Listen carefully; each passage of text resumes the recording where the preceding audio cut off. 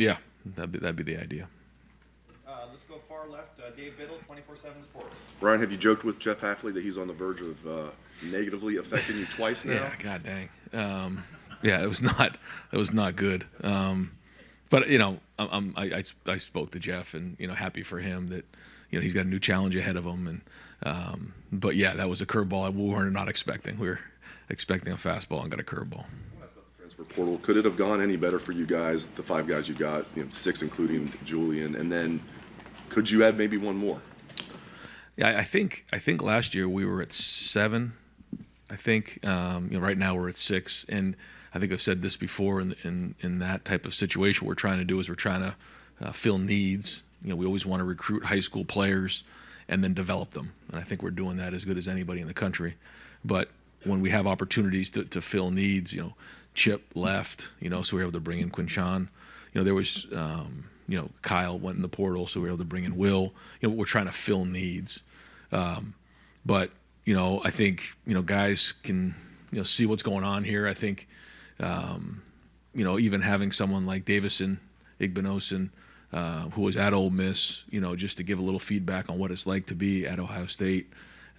For Caleb, he knew what this was. He had relationships with Jordan Hancock and some of the guys on our team. So a big part of it is it goes back to the guys that came back. And I think that was the number one thing coming off the season is the guys coming back and seeing that they wanted to be with their teammates and reach their goals. And to me, that's where all this started. So when you think about where JT and Denzel, Jack, Tyleek, Lathan, Travion, Emeka, Donovan.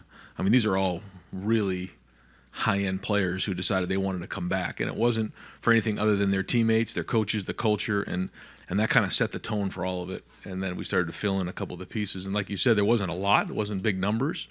But hopefully the guys that we brought in can make an impact. Fourth row middle, Tony German, Buckeye Huddle. I feel like there's 5 weeks worth of questions that we could ask you. A couple of things. Where do you see Sonny's role now on defense? Is he moving to linebacker? Where do you see him playing this year? Yeah, we've had conversations with Sonny, and he has the flexibility to do a lot of different things, which is great, and he's embracing some of those things. And so as we get into spring, we'll start to figure out exactly how those will all shake out. But that's the one thing, when you see Sonny, he has the flexibility to do multiple things, not only because of his skill set in terms of his size, but also his mental makeup. And he's really willing to embrace some of those different roles, and that's exciting because it gives us a lot of flexibility with the defense. And then is Devin Brown good to go with his ankle? He is. Yep. He's had a really good couple of weeks. That quarterback room is really interesting, seeing the dynamic there of a bunch of guys that I think it looks like they like hanging out together. And it's going to be a fierce competition this spring. But there's already some camaraderie in that room, and Devin, really has the most experience out of that group coming back, and he's shown really good leadership. Even coming off the last one, a little bit disappointing, being injured and everything, but he's rehabbed well, and he's really done a nice job so far with Mick, and excited to see the spring. You'd like to have 4 scholarship quarterbacks. What's it like now having 5? Yeah, we had to bring in some extra chairs, I guess, but it's good. I think it's healthy, and we say this all the time in recruiting. If you don't want to compete, Ohio State's probably not the right place for you, and it makes everybody in that room better. But it's not just there; it's at every position, and I think they're all embracing it. Far left, Nathan Barrett, Cleveland.com. I know Bill's situation has left this kind of awkward purgatory that you're in, I guess. But did you go into the process with a template that you were looking for, and he just happened to fit it? And does that maybe inform what you'd be looking for if you had to pivot to someone else? Yeah, there were certain things that I wasn't just going to make this decision and say, well, we're just going to go in this direction now. Throw somebody into that role. It has to be the right person. And I felt like after spending a bunch of time on it, Bill was that right guy for that right spot at that time. And so, if something were to change, then we'd have to adjust from there. But that was something we spent a lot of time on to make sure it was right. Decided yet what you want to do with the 10th position, the 5th defensive coach? Do you have a positional specificity of what you want to do with that yet? No, we have some flexibility there. We've had multiple conversations. I think we can go in a couple different directions, but we're still not ready to make a decision there yet. Certainly have talked to people, and probably about a week away there. Third row middle, Dan Hope, 11 Warriors. Ryan, but going back to the quarterbacks, how are you going to manage reps this spring with having 5 scholarship quarterbacks? Yeah, just going to try to get as many reps as we possibly can of team reps, 7-on-7 reps, and we need to get the guys as many reps as they can. It's not just at quarterback; it's at other positions, but that means there'll be a lot of reps out there for the guys. But we're going to be smart this spring in terms of there's certain guys that have played a bunch of football, and those guys are in a different situation than guys who just came in January. And then you have guys that are in the middle there who have played some football but really need this spring to grow and build. And so we'll identify that as the spring goes on to see who needs what reps. But when you have the quarterback room that we have, we're going to need a bunch of team reps to make sure we're developing these guys. They're learning the offense, and for Devin, he probably has the most experience, but Lincoln really doesn't have a ton. He hasn't gone through a spring yet. Will's brand new to the offense. Air and Julian are in the same boat. So we need to get these guys as many reps as we possibly can. So there'll be some long practices. Do you feel like you need to give Will a majority of those first team reps of him coming in, potentially being a starter? What we need to do is figure out, how many reps do you really need to get, at the end of the spring to, be ready to move into the summer. So whatever that is, it's not a percentage. It's just like, all right, here's what we need per practice, and then we'll make sure that we get those reps. I also want to ask you about Tim Walton. Obviously, he's done a lot of good things for you guys recently as a recruiter. What did you see in him coming from the NFL that made you believe he could be a successful recruiter? First off, it's his personality and his makeup, his character. I can't say enough great things about Tim Walton. His background of developing secondary play in the NFL speaks for itself, and the players that he's worked with, and the testimony when you talk to the players, they speak glowingly of what he's done to help them. The next thing was the fact that Tim played here. He's a Buckeye, and he wanted to help Ohio State, win a championship, and that was a big part of it. But then when you get around him more, you just realize, he's talented. I mean, he's good in a lot of areas, and when you're evaluating coaches, the first thing is, okay, how are they on the field as a technician? How are they schematically? How are they with relating to players? How are they in recruiting? Tim does a lot of those things. And so our guys have embraced his mentality. I think our secondary is super competitive. I think they want to, compete in everything that they're doing. You watch them go through drills. I mean, they're going at it with each other. And I think that really reflects Tim's mentality. And I think you can see we have an opportunity to have a really excellent secondary this year, and a big part of that is what Tim's doing. And then you're seeing the recruiting that he's doing. So I think all those things, add up to Tim being the best secondary coach in America. In that way, I know before sometimes you've let this play out, but how do you view him given he has one season left? Yeah, listen, Will came here to play football, so. I hope that's his mentality, and I hope all the guys have that mentality. So, he's going to learn the offense and get going, but he's done a great job so far with the feedback. A big part of the quarterback play here is what goes on in that weight room with Coach Mick. The leadership and, the way that, guys work. You have to build credibility up amongst your teammates, and that's a big part of it. We talk to quarterbacks about this all the time. Talk to to CJ when he first went to the NFL. It's like you have to endear yourself into that building, and you have to earn the respect of the guys in the building. And I think Will's doing that. You mentioned Quinshon in terms of kind of replacing guys, but he's a guy who has a ton of carries, a ton of yards. Obviously, a little different situation than what you had before. How do you see that working out, especially with Travion then deciding to come back and maybe having two of the better running backs in the country? Well, when it first, happened and Quinshon went to the portal, the first thing was, talking to Travion, and what are your thoughts? And he was unbelievable. If you think it helps the team coach, then let's do it. And then talking to Quinshon, saying, Travion, is here and he's coming back, and he said, well, I'd love to go play with him. I think he said that to the media last week, and So I just think that both of their approaches are that they can get each other better. But it all started with Travion, and I think Travion's leadership so far this year, as he's transitioned into his 4th year, has been tremendous. The way that he's gone about his work, the way that he's holding guys accountable, he's got a different look in his eye, and I think that's important. He's been in these games before, he knows. But I'll give Quinshawn credit. He also has embraced what we've been in our culture in the next last couple of weeks, and we'll see as it grows. But all the reports are that he's doing a great job of simulating. But the whole running back room, and Dallin, James and Sam, that's a heck of a room, and there's a lot of depth there. And when I think about next season, you have your 12-game regular season, you have the Big Ten championship game, and then you have the 12-team playoff. I mean, you're talking about possibly maybe 16, 17 games, and so that's a long run. That's an NFL schedule, and so your roster needs to reflect that. And having depth at running back will be very, very important. There'll be a lot of carries to go around. Andy Backstrom, Letterman Row. Ryan, we talk about December being so crazy, but what was it like for you? Was there any kind of playbook? And it felt like every day there was something new for you guys. Well, like any year, you have to come off of the season and try to identify, what's important moving forward, what's important for the next calendar year, what's important for the next 3 years, what's important for the next 5 years, and so always look at that to figure out what needs to be done. And so you start off with your roster, then you go to the staff, and you just try to do everything you can to make sure that you're making the adjustments that need to be made based on things you've learned, based on what you've seen the past season.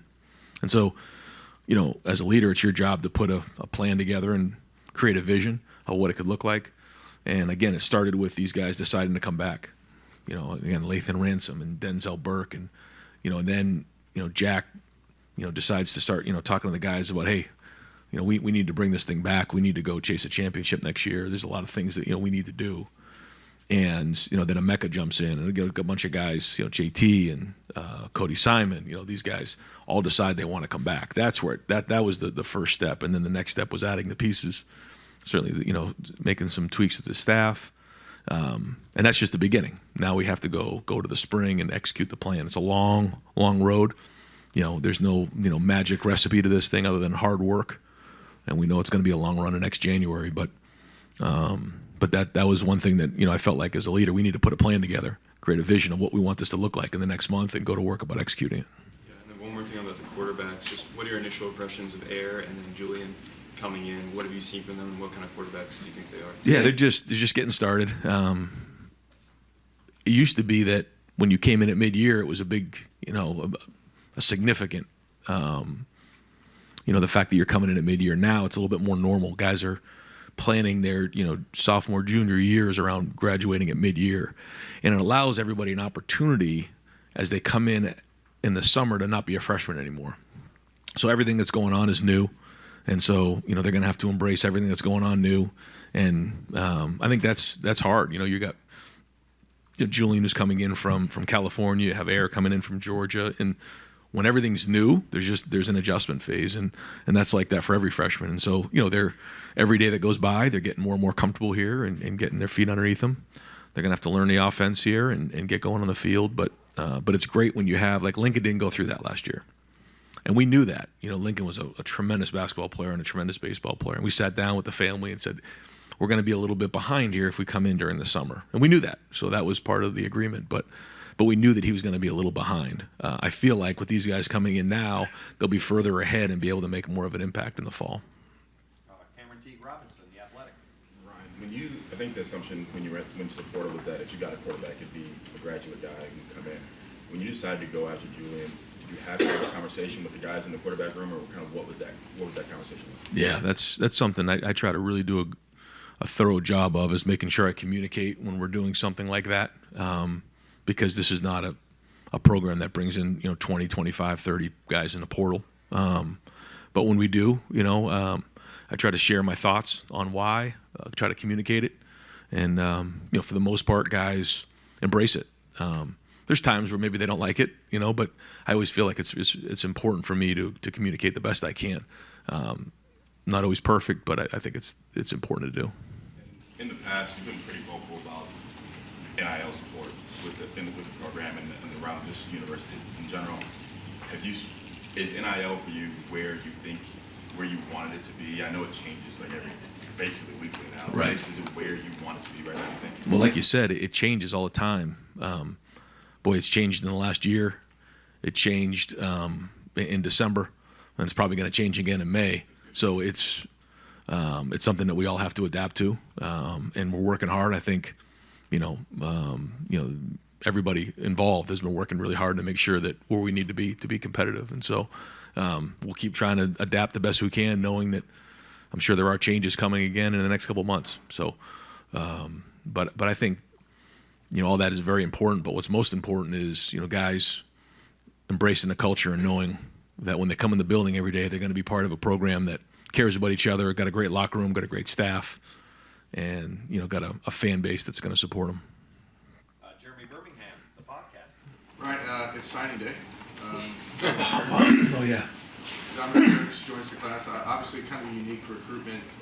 Didn't really get talked about much or really even evaluated until middle of the senior year because of injuries and movement Right. and all that stuff. What made him a good fit for you guys when you decided in late December, that you needed another defensive line? Yeah, we felt like you said, with the injuries and things, it was a little bit late, but we saw somebody who has a lot of talent. And then, Larry spent some time with him, and then we brought him down on a visit, spent some time with him around here to see about the fit. And I think that's what's important is the position coaches and Mark do a lot of the evaluating. And let me, before I forget to do this, you got to recognize Mark Pantoni and the work that he's doing and some of the stuff that he's really adapted. His job has changed so much in the last couple of years, and he's killing it right now. And so, he and his staff deserve a huge shout out here. Because of some of the work that's been done in the last couple of months. But going back, it's Mark and his staff and the position coach's job to identify the best they can. Can this player play for us talent-wise? And then, it's my job as the head coach to see if he's a fit culturally, and make sure that this is a guy that, can embrace what it means to be a Buckeye. Being at Ohio State's not for everybody. And I think when Dom came down, you quickly see that this is what he wanted. He wanted to be a Buckeye. He's from the state of Ohio. He understands the rivalry. There's a lot that was positive there. He knows he's going to have to come in and work and compete.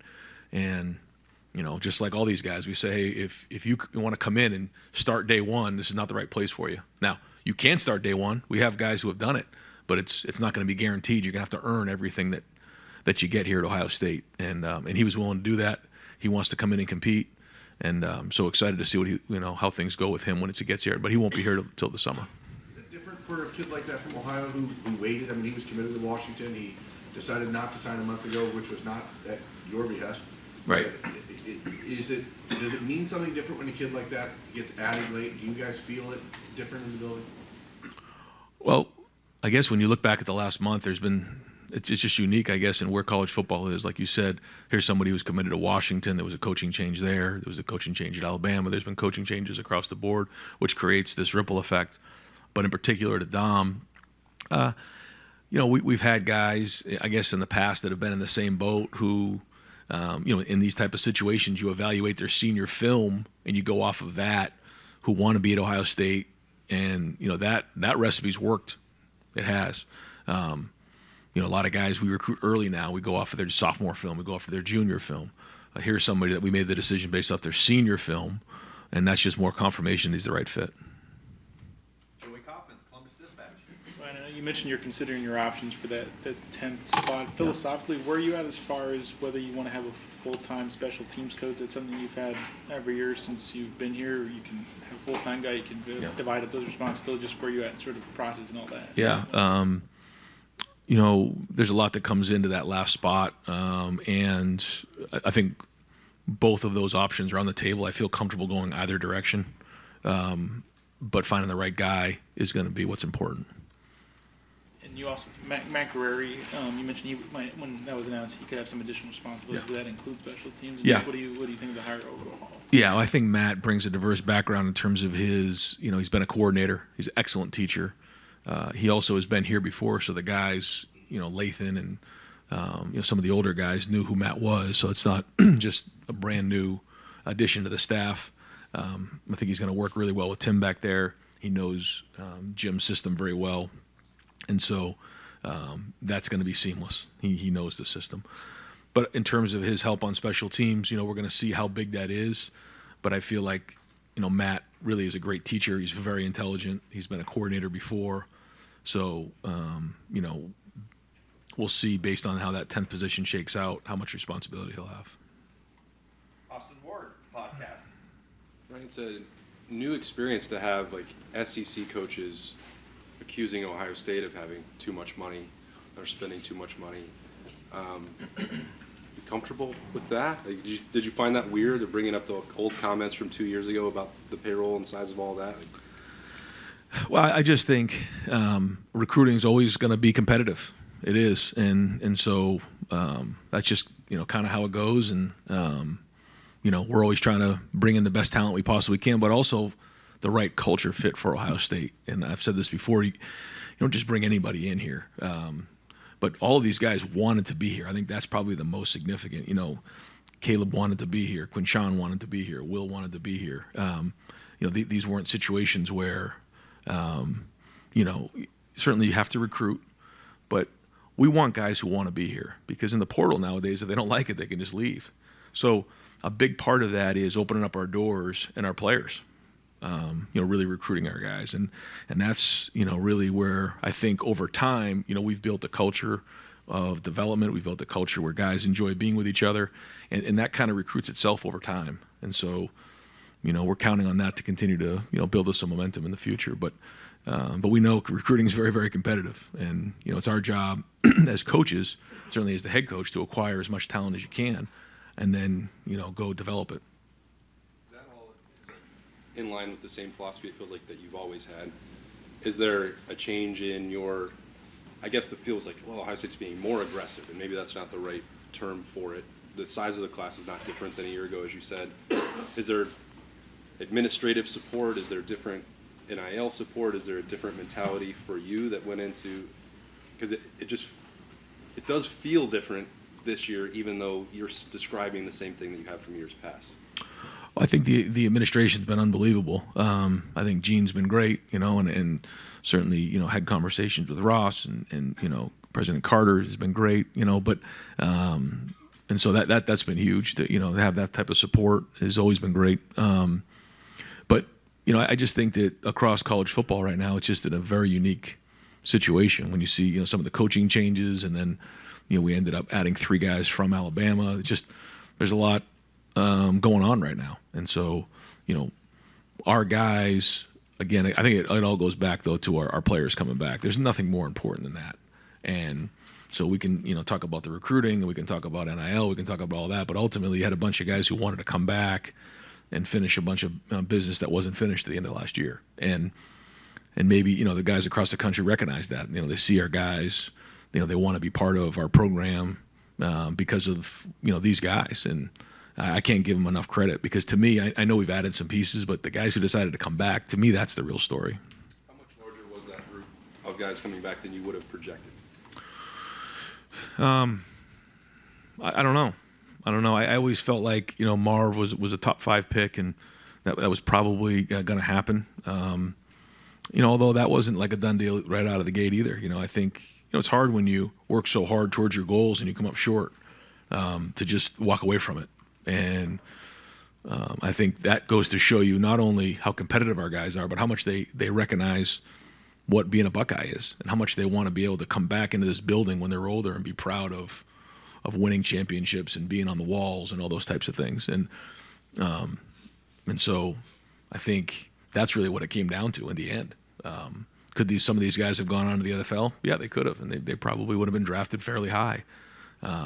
And so when you have a bunch of guys like that shows a lot about the character of these guys and how much they've embraced being in Columbus, being Buckeyes. Because some of them are from Ohio, like Jack, and, you know, some of the guys, but like not all of them. You know, they're from different parts of the country. But I think having the guys from Ohio, they understand what it means to be a Buckeye, and that's their job, to make sure they understand the rivalry. But now they've lived it. They know what it's like. And that's different when, you know, you're Donovan Jackson coming from Houston, or you're, you know, JT coming from Seattle. You know, now, you know, after a couple years of being in the rivalry and being at Ohio State and coming up short, you know, you want to leave here with something in your pocket, something you're proud of. And I think that's what's reverberating for the building right now. Far left, Whitney Harding, WCMH. Brian, I'm actually going to, excuse me, jump off of that. You've talked so much about the guys coming back. You just did. What does it say about the personality of this team? Every team every year has a new personality. Yeah. But these guys coming back, what does it say about the personality, the drive of 2024? Yeah, I think it's still being forged, and I think it's easy for coaches to put a bunch of slogans on shirts and do those types of things. We're just trying to work. We know it's a long run to next year, and so we're not getting too worried about some of that right now. What we're trying to do is just work, just keep building this thing, keep growing, have a great spring, and it's a long journey to next year. And the more veteran you are, sometimes the more you recognize that. You want to all of a sudden fix everything in a month. That can't be fixed in a month. This is a long road to the next year, and I think our guys know that. And I think our staff knows that. But there is urgency. There's a great look in their eye, and so we'll see. We still got a lot of runway out here that we got to continue to work through. But the good news is we got the right guys in the seats, and that's what's important. You said you're here at Ohio State, you're always trying to get to the next level. How does Caleb Downs help you do that with this defense that was already amazing last year? Yeah, Caleb's you saw what he did as a freshman. To say, we're all excited to have him part of the program is an understatement. He brings a lot to the table. You guys will learn that. Won't get into all that right now, but his talent is exceptional. But he's already created an unbelievable amount of discipline in his life. He's created the skills to play the safety position at a high level. But I'll tell you, it's fun, because that secondary, they're competitive now. Like, they're not going to take a backseat to anybody. So everyone sat up a little straighter when he walked in, and that was good. But they embraced him. He knows those guys through the recruiting process. So it's going to be some great competition this spring. But he is very, very talented, and what do you have, 107 tackles as a freshman in the SEC, so, my goodness, it's going to be fun. Steve Hellwagon, 24/7 Sports. Yeah, Coach, talking to Will Howard, it seemed like the timeline for him, he settled on you guys, and you guys may have settled on him a few weeks before it actually kind of went public, I suppose, and he admitted that he put it off or didn't want to preempt the bowl game and different things like that. Just, can you speak to maybe that whole process, and was he a guy that you guys, as soon as he went in the portal, I don't want to say before the Michigan game or, after the Michigan game, whatever, that he was a guy that you guys were targeting? Yeah, I think when you look back on December and, the coaches had a meeting at our conference and just talked about what December is like. And, first off, having to go on the road, having signing day, preparing for bowl games. Now we're going to have to prepare for the playoffs, the portal being open. December is really a nightmare. And the way that it's all designed right now is chaotic. That's all kind of a blur, quite honestly, to me, like how that all played out. But you have to try to have contingency plans in place for things that happen, whether it's at certain positions, whether it's in your coaching staff, because things change quickly as we've learned and will continue to learn. And I think that's what's really important is that it's our job as coaches and my job as the head coach to continually make the right decisions for planning ahead to sustain what we've done, and now obviously chase that top 1%, 2% to finish off some of these games at the end of the season that we need to do, and reacting, but not overreacting as well. And so you have to have contingency plans in place, but you also have to make sure that you're being transparent, and I think we found that balance. The Brian process, Coach Belichick retires and Bill's now available, and in that process, I presume you talk to other people. So if, in the possibility that Bill O'Brien leaves, can you go back and have conversations with other people? Like, what would that look like? I know this is all supposition. Yeah, no, I get it. But that's what we're talking about, contingency plans. Yeah. Yeah. But again, it isn't just one of those situations where you just, take out one guy and put another guy in there and it's like, okay, move on. It doesn't work that way. So, but yes, we did talk to different people for that position, and, we'll have contingency plans in place. Hopefully we don't have to go down that road. But if we do, then we'll adapt. Last thing I want to ask about offensive line seemed to be the Achilles heel, obviously in the bowl game. Maybe the thing that could hold you back from winning the national championship if it's not addressed. Just in your mind, what is the plan? And they're going to go against a great defensive line again this spring. And are you hoping to get through that and then make some decisions, I guess? Yeah. Yep.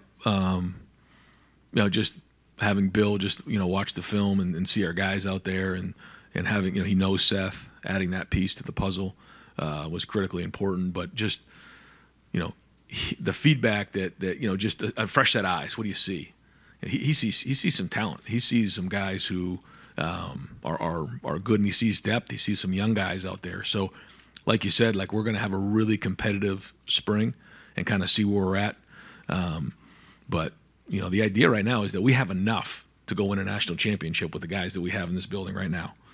We come out of the spring and recognize that we don't, then we'll have to go from there. But there are some really good young players in that room, and there are some guys now coming back with some experience, and that should matter going into next season. Far left, Mitch Stacy, Associated Press. All right. Mitch. You talked about the issues involved in getting quarterbacks enough reps in spring and even in the preseason to determine who your starter is. I mean, what's the philosophy of adding these guys and putting 5 guys in the quarterback room when, how are you going to be able to evaluate? I mean, there's just not enough reps, I'm guessing, right? Yeah, we're going to try to do everything we can to get him as many reps as possible. Certainly the Julian thing was not something that we planned on. When you sit back at this time last year, you don't say, okay, here's how we're going to look at this point next year. But when it became a situation that was available, we felt like it was something that we could really enhance the room, and so we did it. And we've had situations before where that room has been crowded, but the cream usually rises to the top on this thing. And so we're going to do everything we can to get as many reps as possible, and then rely on, myself, Bill, our experience of seeing quarterbacks over the years and recognizing the traits that it takes to be a starter. And figuring that the cream that doesn't rise to the top is probably going to hit the transfer portal at some point. I mean, we don't really focus on that, but we'll just kind of focus on developing the room, and we go from there because we can only control what we can control. And I think that's part of the process right now. It's just the way things are with the portal is you can't hold somebody back.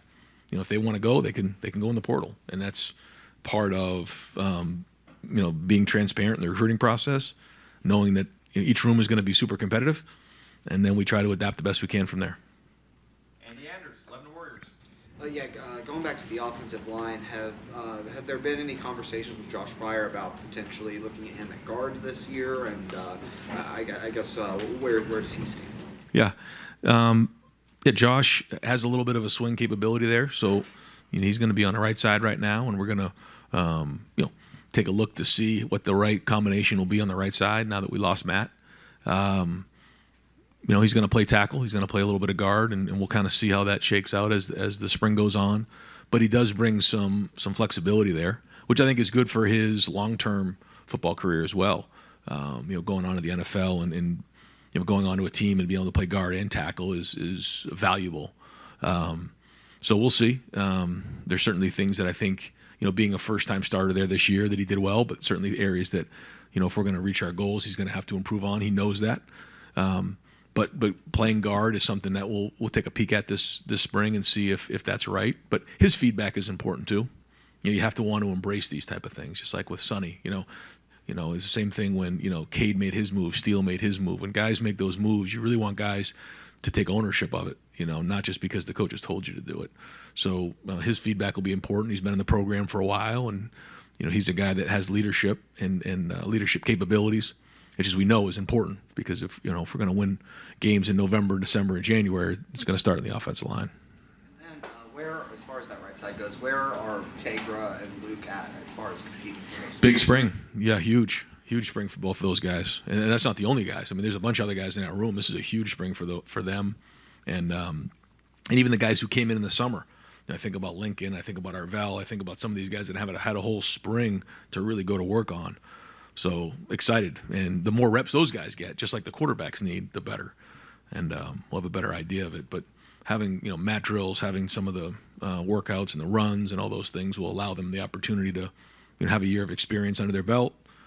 Physically they're where they need to be, mentally where they need to be, learning the offense and defense, and I think I'm hoping this is the most competitive spring we've had since I've been here, but we'll see. Right behind him, Tom Moore, Buckeye Huddle. Last time we were in here with you, we got to watch you process the Jeremiah Smith news in real time. Took a little while before that tweet came in, I think the next morning maybe. What was that day like for you? And then what have you sort of heard about Jeremiah, since he's been here? Yeah, he's jumped right in. You guys have seen the talent. The talent's there. I think the thing that's been most impressive to me so far is his discipline that he's already built in his life, and then the skill of playing the position at such a young age as well. And Harden and everybody will continue to build on that and grow on that, but has had a great approach so far. So certainly expecting big things from him. Yeah, that day was a long day. It was a crazy day. Haven't had one like that before. But you're also talking about the number one recruit in the country. And in terms of bringing in a play caller, obviously there's some that's going to impact your life a little bit during the week. Yeah. In some of the late game kind of moments where Notre Dame's got the ball, you're trying to manage the clock, you're trying to figure out how much time you're going to have, all that stuff. How much does having someone, whether it's Bill or whoever else is involved, how much does that help you with just handling all the stuff in your head and multitasking all of the stuff in your head in those kind of close and late moments? Yeah, that's a good question. I think the first part of the question was how much will it affect the day-to-day. I think that goes back to, how much will I be involved with special teams, based on, the offensive coordinator's role, and so that will affect a little bit about the 10th position. But yeah, in game, I feel like when you're calling the game, you have an idea of, okay, should you go for it on 4th and 2? Well, do you have a good play? It's one thing if you don't have an idea what the play is you just go for it. Well, then you don't have a good play. I feel like when you're calling the game, you're in a little bit more of control of the situation. You know what's going on. You can, if you don't like the look, you can call a timeout. There's just so many more things when you're actually calling the game that you're in control of. But I do think, having somebody else call the game will allow me a little bit of a step back and see things from a wider lens of, okay, how's the defense how's it going with the defense, the special teams, overall, kind of step back a little bit and have a little bit of a different perspective. There's pluses and minuses to both situations. We can sit back and look at, stuff that went on in the playoffs, our game, when do you go for it, when do you not go for it, decisions that are made. And listen, we can second guess all those things, but I do think being able to step back will give me a little bit of a wider lens on things. But there's a lot of guys, who in particular in the NFL, who call it, who are also making those decisions in game. I think they do a great job. So I think you have a good feel for what's going on in the game. You have a little more control. I guess sometimes you can get a little bit laser focused on what's going on in terms of the play call as opposed to maybe sometimes the situation. So I think those are the pluses and minuses of that. Brendan Gooley, Buckeyes Now on Sports Illustrated.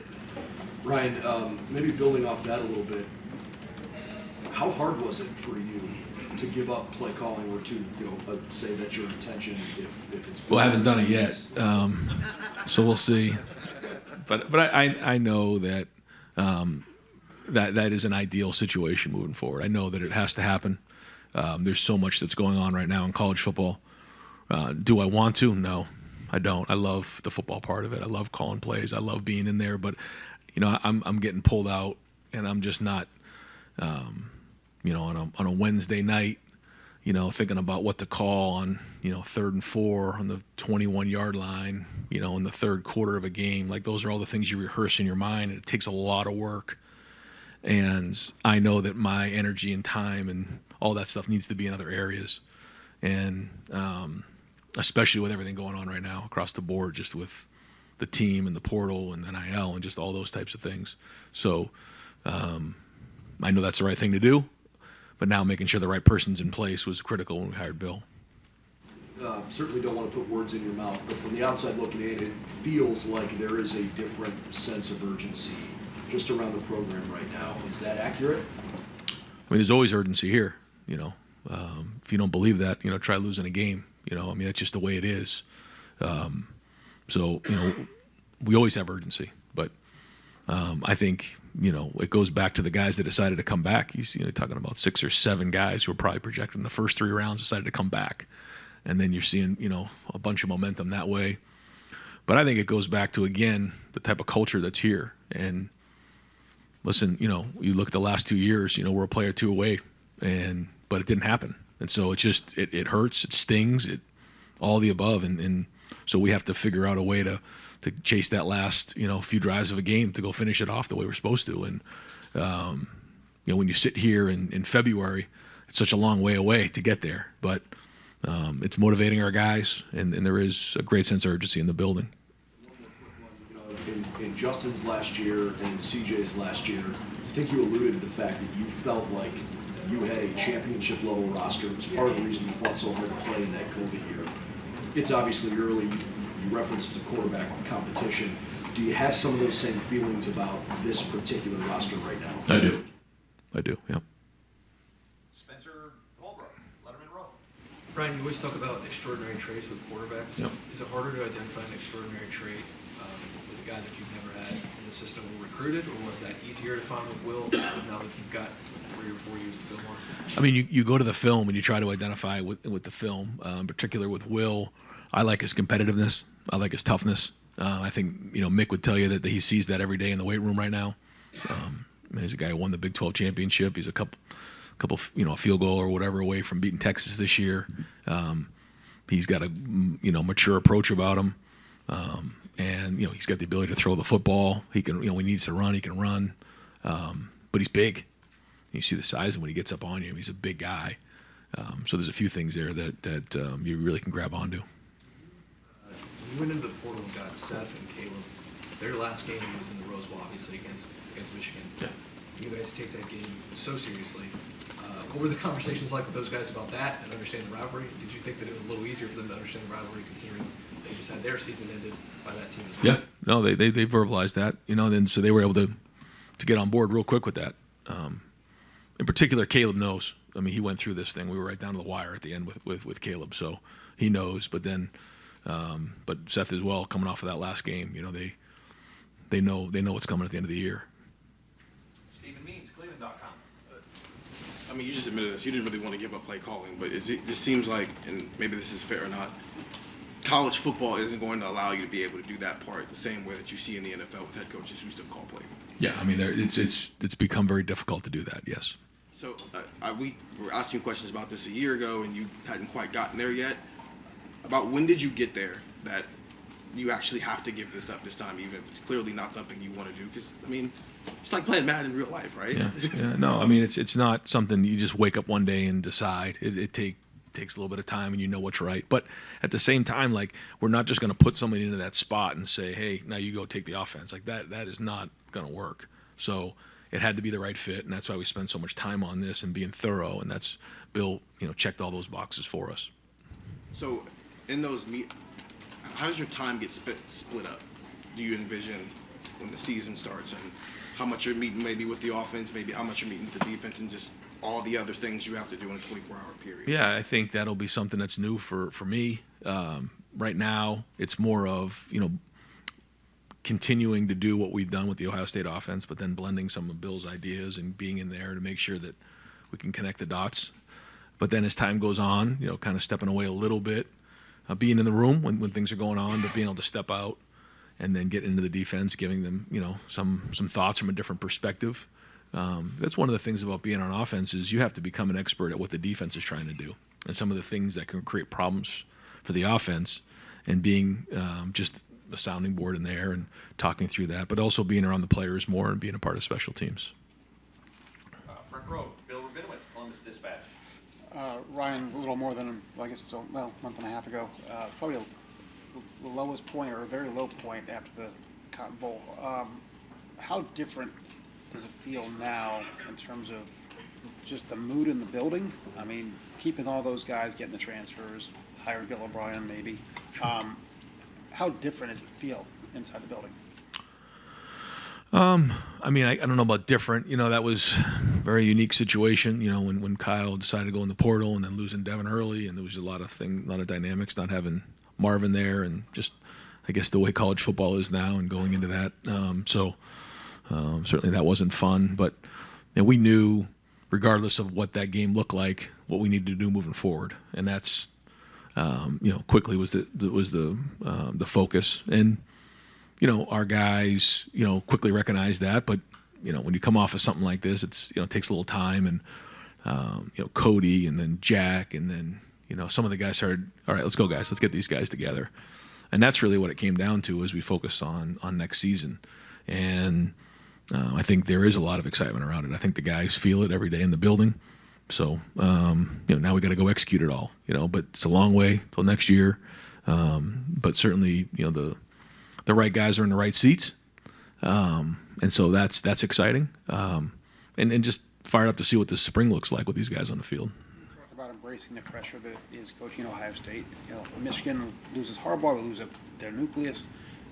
All the pressure is going to be on you next year. How much do you embrace that there is an all-in feel, even though obviously you don't lose all your chips if you don't win at all. Yeah, but sure. there is that kind of feel. I mean, again, I would say it's like that every year. And I watched C.J. Stroud get up there and say that pressure is a privilege, and I think he's so right about that. And we have an opportunity with an unbelievable team to go attack this thing next year, and that's what it comes down to. And to see the fans and Buckeye Nation, kind of buzzing over the last few weeks about this team and getting behind this team and building it. I think the guys feel it. A long way away from the season, but pressure is a privilege, and these guys have an opportunity now to go have a great season, knowing that it's a long way away and there's a lot of work to be done. But again, when you look at the team, we got the right guys in the right seats right now.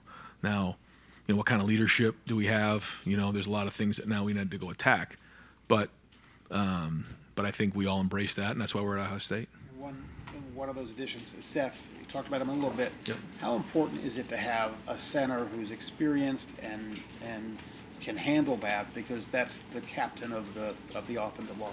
Yeah, when you have guys who have been in the program before, it helps. But just having guys who have played football before at center, quarterback is critical when you're looking to win every game, which is what we're trying to do. So he's played in the SEC championship. He's played against really good players in the SEC. He's been a part of a great program. So he brings something different to the table. And I think it's actually been good for our guys to say, so how is it different than what you did at Alabama? Because those guys don't know, and they get a little bit of feedback there, and it's good. It gives them a little bit of a different perspective and reference point. And I think those guys have embraced, not so much Julian because he was only there for a little while, but for Seth and for Caleb, even Quinshawn and some of the guys who are coming from a different program, to say, okay, here's what we did there. This is what's different here, and so that's been good for our guys. Dudley Maurice, Kings of the North. You mentioning the idea that maybe you would be involved more with special teams. How did you maybe come to that thought process? And it does feel like sometimes there are head coaches who do that sort of, right, let you get your hands on a bunch of different parts of the team. That's it.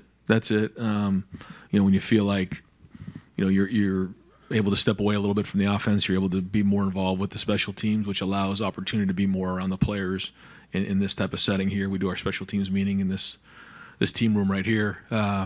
And also allows you an opportunity as, someone who's managing the game, to have an idea of when it's time to maybe block a punt, return, those type of things. So ideally, that's what, I'd like to do, but we'll just keep putting one foot in front of the other and adapt from there. And just to clarify again, you don't know exactly what's going to happen. If it would wind up, would you hope that you would have someone you have faith in and would trust to be the offensive play caller, even if Bill O'Brien's not here? Then you would be able to find another person that you would proceed with that plan. That would be the idea, but again, not just going to, put somebody into that spot just because it's a spot. Yeah. And then you made 3 coaching changes this offseason. 2 of the guys were promoted from within that you let go. 1 was an outside hire. Just as you've grown as a head coach, what have you thought of the decisions you've made in putting staffs together? What have you learned? What do you think is the right balance between internal guys and external guys? Just where are you in hiring? Well, I think going back to at the end of the season, you have to identify, what are the things that we've got to make changes on, and then you kind of figure out how it all fits together from there. And, what are the things that are going well? What are the things that you're trying to project might be an issue in a year or two down the road? And you use feedback from the guys on the staff, you use feedback from the players to try to do the best you can. And, we'll see how it works. We'll know around this time next year how it worked. But, try to trust your instinct on it and utilize the info you're getting from the guys, that you trust. And, but you also have to identify the things that need to get adjusted. And I think that's the key is, reacting but not overreacting. And I think that's not always easy to do here. Because, when you lose a game, there can be a lot of panic. And what I try to do is make sure that I'm not doing that and just making sure I identify the things that need to get fixed and get them fixed so that we're in a better place at this time next year. Got time for a couple more questions. Coach, thank you so much for all your time today. Tim May Podcast, and Letterman Road. Thank you, Jerry. You may have been asked this while I was in my traffic jam, but at the beginning, I just remember distinctly Eli Drinkowitz putting it eloquently in that pre-Cotton Bowl press conference about why he stepped away from, play calling, et cetera, and gave it to somebody because he owed it to the program about everything else that's going on. You seem to be listening intently to that. I'm just wondering, did that help you get to where you are today, or were you already headed that direction? You understand what I'm saying? Yeah. No, I was already, I think, remember a year ago, I was still kind of going down that road. It didn't quite work out that way. But I knew as the season was going on what needed to happen. But again, the key is finding the right guy. And because it's one thing to make that move, but if it's not the right person in the right spot, that doesn't do us any good. I mean, this is Ohio State. Like we can't have a bad day. We're not allowed. So it's a very, very unique person who, let's call it for what it is. The expectation here is we score 60 every game, and when we don't, it's like, what happened? So, that's a very unique person who has a tremendous background, and there's a lot that comes with the season. It's all about building towards the end of the season and then winning the games at the end of the season. And I think that's something sometimes that can get lost here. Like, playing in the Big Ten is not easy. There's going to be, we have to play on a road. There's going to be some of those trap games. There's going to be things along the way that we have to do. We know that next year we have a great schedule. We have 8 home games. We got to play at Oregon, got to play at Penn State, and then we get the last one at home. And so it's a heck of a schedule. But we know it's going to be a build up towards those games. And so we have to have, a great idea of where our identity is, but playing our best football at the end of the season and making the right assumptions along the way. And, when you come to Ohio State, it's unique than some of the other places. It just is. And, like I think about like when Jim got here his first year, did a great job, but then you look at where he was in year 2. And we're going to be even better in year 3, I can tell you right now. And it was the same thing, when I got here. You learn a little bit in year 1 as a coordinator. You learn a bit, and then, you understand what you're working towards the end of the season. That's not the way it is everywhere else. It's not like that in the NFL. It's not like that at other schools across the country. So it's a very unique person in that situation, and so we had to find the right guy. We've watched you grow as a head coach. At least I have. I mean, because you hadn't been a head coach. And Stephen, I think, asked you this a while ago, but it would seem like the funnest thing you ever would get to do would be to call plays. I mean, you understand what I'm saying. I mean, you almost stepped away from that last year like you talked about and stuff, but now, I mean, what do you find the most fun in other than calling plays, if you follow my drift, of your job? What, in this day and age of... Yeah, I wouldn't call anything right now fun. You know what I mean? It's what you do. Fun will be winning next year, but you adapt. You have to change, and I understand the reason why I had this opportunity is because what went on the offensive side of the ball. But then that's not the role that I'm in anymore, and I have to make that adjustment and certainly understand that and embrace it. I think the thing that you have to really love is the interaction with people, driving people, and whether it's the players on the team, the staff, and being a leader and being steadfast moving forward and not not, rocking the boat, being steady in the boat. That's kind of the term that I use all the time when, all the seas are kind of rocky, you got to be steady in the boat. And I think as a leader, you have an opportunity to show your character in defining moments. And I think that the guys appreciate that. I think that's probably the thing that I have learned the most. And so I think we have the right group of guys coming back. We've added some good pieces, and the staff is coming together. We're almost there. And so, we put everybody in this room right here, and we go swing towards next season. So, just because, it's a different role doesn't mean it's any, less fun or more fun. It's just a different role. And everybody has to embrace their role. I think that's the other part of it, is you got to, if you're the running backs coach or you're the secondary coach, you got to be the best coach in the country. And I say at Ohio State, if you can't do it here, where the heck are you going to do it? If it's, like what Tim's doing right now, BIA, best in America. Like, if you can't be BIA at Ohio State, where else are you going to do it? If you can't be wide receiver like, where else are you going to do it? And so I challenge our coaches all the time. Like, when you come to Ohio State, if you can't do it here, you can't do it anywhere. And so that's where we need a bunch of guys who are experts at their position. And my job as the head coach is a little bit different than maybe it was a few years ago. Are you close at all with James Laurinaitis, or do you want to see another year out of him and stuff? Like I was talking about on the radio this morning, the biggest change for anybody becoming a full-time assistant coach is the recruiting aspect of things and stuff. Have you been impressed by him in that role? Just what's your take on that aspect? I've been very impressed, and I think he's got a really bright future in coaching. He's only been doing it a couple years, but playing has allowed him an opportunity to give him perspective, but he also has credibility with the guys. And so he's had an opportunity, and that was a part of it too, is being able to get on the road for a couple weeks. And he had never done that before because he didn't come up as a coach. So that was good for him to get out there, and he's done a really nice job. And he's a big asset, and we'll kind of figure out what that all looks like moving forward. But I've been impressed with his ability to coach because it's different than being a player. One last quickie. Do you have a special or favorite Clay Hall story? He's retired. I heard, yeah. When did you announce that, Clay? 3 years ago, and I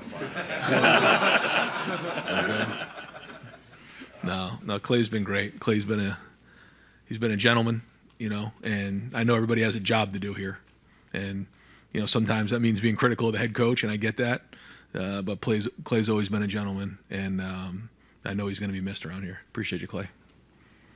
We're going to let him have the last question, but first, Bill Landis, Kings of the North, and the podcast.